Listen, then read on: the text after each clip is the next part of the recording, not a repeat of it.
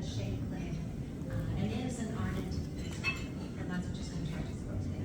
So Wendy got her degree in nursing 24 years ago, and she's been a nurse practitioner for 20 years. Isn't that phenomenal? 20 years as a nurse practitioner.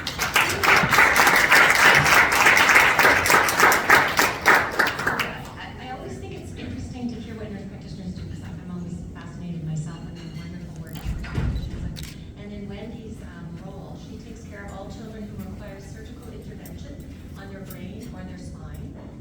This also includes caring for trauma patients, congenital anomalies such as spina bifida, brain tumors, and child who is in the emergency room. She works in pediatric intensive care, neonatal intensive care, and on the floors at the Starlight Children's Hospital. And in addition, she has an independent clinic for pediatric head shape and neurosurgical new patients and follow-up. And I'd like you to please join me in welcoming Wendy to the podium.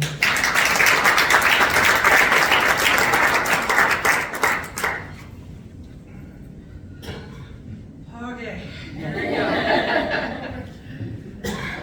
So thank you so much for that introduction. So my name is Wendy Beaudoin, and I am the nurse practitioner for pediatric neurosurgery, neuro-oncology, and the pediatric head shape clinic. And I am absolutely terrified, but so grateful to be here talking to you guys today. Thank you so much for having me. People often ask me why I picked pediatric neurosurgery, being that we actually have more morbid mortality on our service than all of pediatric oncology and trauma combined. And I think people like to think that I picked it because we're very Grey's Anatomy and we run around kind of fixing everything, but we are quite the opposite of Grey's Anatomy on our service. And the truth is really quite simple as to why I picked neurosurgery. It's because it was literally the only job available when I graduated. And so it was pretty easy to choose that. And oddly enough, on the actual day that I signed my contract to become the nurse practitioner for pediatric neurosurgery, I learned that I was pregnant with my first of 3 children. And so much like myself, Olivia is impatient. And so she was born at 26 weeks and was just a little bit over 1,000 grams. And so on day 2, she had a bleed in her brain, which blocked kind of the pathway of flow. And so on day 8, she had her very first brain surgery. This was followed by her second surgery at 2 months of age and her third surgery at 4 months of age, which proceeded to her 35th operation when she was 4, her 42nd operation by the time she was 6. She had lucky number 51 when she was 7.5, which clearly was not really all that lucky because she had number 59 when she was 9 years old. Surgery 66 came at the end of her 14th year of life. Number 70 and 71 came just before her sweet 16.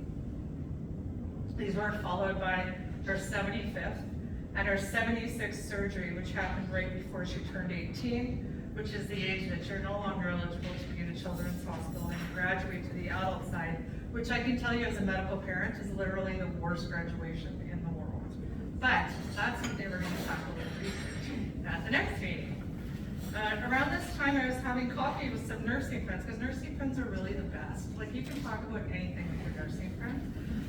And I had just offhandedly sort of mentioned that I actually hadn't slept through the night in about 5 years. And that I was just completely, oddly terrified to go to the hospital for appointments. And I avoided them at all costs. I am the worst medical parent. I haven't seen anybody.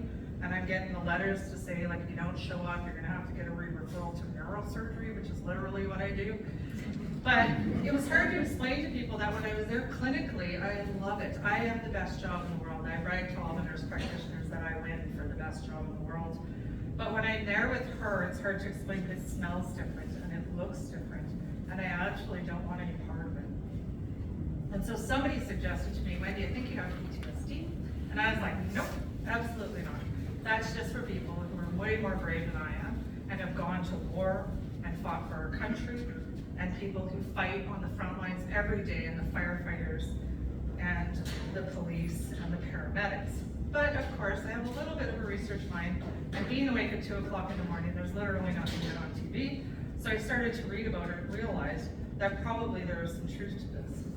And so I did some research and learned that in Canada, the general population, about 2.4% on any given day have diagnosable PTSD. About 68% of people in Canada will experience it over the course of their lifetime. For the Canadian military who served in active war, about 11% of them will have PTSD. And for first responders or most brave paramedics, firefighters, and cops, about 10% of them will be diagnosed with it at some point in their life. Now, when you look at the PTSD rates among caregivers in pediatrics, for children with chronic illnesses such as spina bifida or cerebral palsy, 22% of those parents will have PTSD. 25% if their child's had open heart surgery, and 27% if they've had a transplant. For children who have had a major trauma, life-changing trauma, about 11% of those parents will have PTSD. And so I looked into the neurosurgery literature, and really there wasn't really anything on it. There was some small studies that were kind of wedged into the oncology studies, but nothing had really been looked at. But as surgical nurse And so while I was exhausted and overwhelmed in pretty much every aspect of my life at this point, as you all know, healthcare is a numbers game. And if you want to fund something, you have to be able to prove that there's an issue that you can tackle that will result in a decrease in healthcare spending. But in order to do that, you also have to prove that there's a significant problem. It's a little bit like the old research where they say you don't really have to send somebody out of an airplane without a parachute to prove that they need it. But in healthcare, almost every day we're throwing people out of the airplane without their parachute and then saying, oh my goodness, look, they needed it. As a surgical nurse practitioner, we run independent clinics and see upwards of 30 to 50 patients a week. We manage all the patients on the floor in the ICUs and do all of the consults and emerge. We rarely have residents anymore because there was such a physician shortage that we're on our own. I have a resident for 2 weeks every 3 years. With this being said, we're often we have no clinical support. We don't have secretaries. We don't have anybody to help us out. And so we're often doing our clinic letters at home in the evening, on the weekends, where most of us come in at 4 a.m. to start before we have to round at 6. We don't have research assistants or programs of research to tackle the issues that we see on a daily basis. But I knew that if we didn't start somewhere, then when I retired, I was going to leave the parents of my patients no better off than when I started. And that just seems unacceptable. And so I increased my 4 a.m. starts and somehow managed to put together a study that surveyed 176 patients of in our neurosurgical practice and found that 44.6% of them screened positive for significant PTSD. Of the 75 parents who screened in the extreme range, none of them had been diagnosed with a mental health condition, and none of them were receiving any type of mental health care at the time. When my paper was published, it actually received a lot of attention, and I was invited to speak all over the world. But of course I couldn't because I have a busy clinical practice and a critically ill child. So almost 2 years ago now, I had a copy of my paper in a car for some reason, and my daughter, Mackenzie, who's a year younger than Olivia, and was in grade 12 at the time, was reading it. She looked up at me and said, Mom, I think I might have PTSD. I did not cry. Practiced this so many times to not cry. And it was like I was almost instantaneously sucked into a matrix that I couldn't speak. And I could see all of these images just rushing through my mind. And I realized that there were all of these really important events that my husband and I had missed in their lives while we were fighting to save Olivia's. I've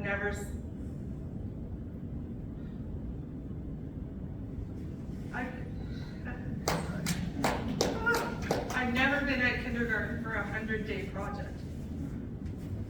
I wasn't there the first time. She actually didn't completely wipe out skiing down the mountain and got not one but 4 medals. We rarely at first days of school, and we've never been at the last day of school. And there are a number of Facebook memories that aren't actually mine. But when I look at them, all I see is my kids at Arena. Because they finally won something. Looking around to see if we actually showed up, because goodness knows they weren't really winning at the normal family race that had become our lives. And so as Kenzie signed her contract to go play softball in the NCAA in Georgia and do a degree in neuroscience, which I think is ridiculous. But when we talked, she said, Mom, I need to go far enough away that I don't feel guilty for not working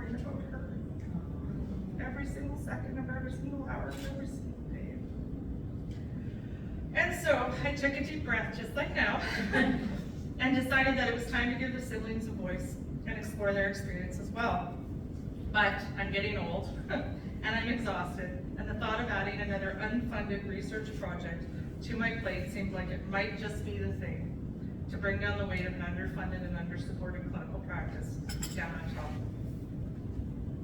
But then, like magic, like it was just meant to be, along came an email saying that applications to apply for the ARNET grant were open. And in general, it's very difficult to get funding for clinical studies that do not have a physician attached to them. And while the group of pediatric surgeons we work with would do anything we ask them at any time and are absolutely amazing, it seems like at this point we've probably proven we can stand on our own 2 feet both clinically and in research. It's also very difficult to get funding for research if you've never been funded before. And so I saw the ARNET grant as an opportunity to receive funding for pure nursing research by a team that was comprised of nursing students, registered nurses, and multiple nurse practitioners. This led to a conversation of the 6 pediatric surgical nurse practitioners, and we realized there likely was siblings in all of our services that were impacted by the significance of their sibling diagnosis. And so we put in an application and began to design our study and tried to have hope that it would actually get funded.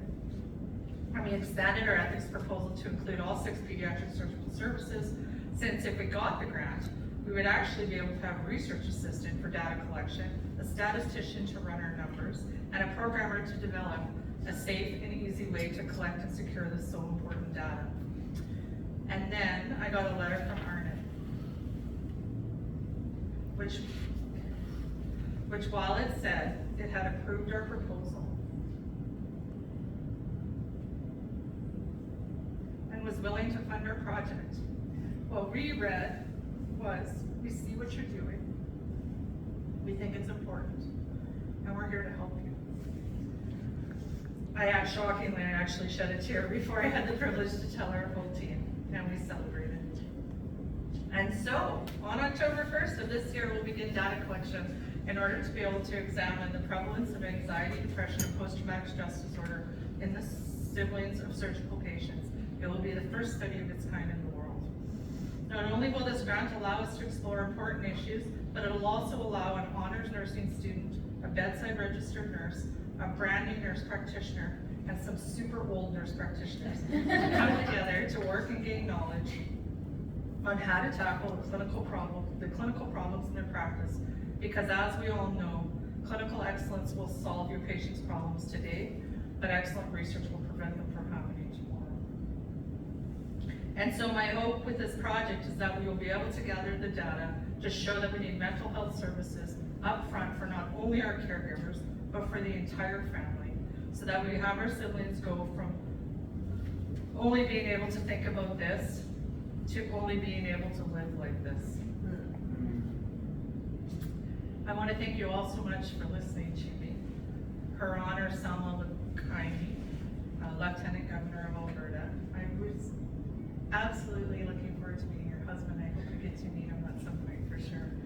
And Marilyn, thank you so much for thinking that I could represent nurse practitioners and nurses when I absolutely did think that I was the right person. So I appreciate it. And to everyone in this room,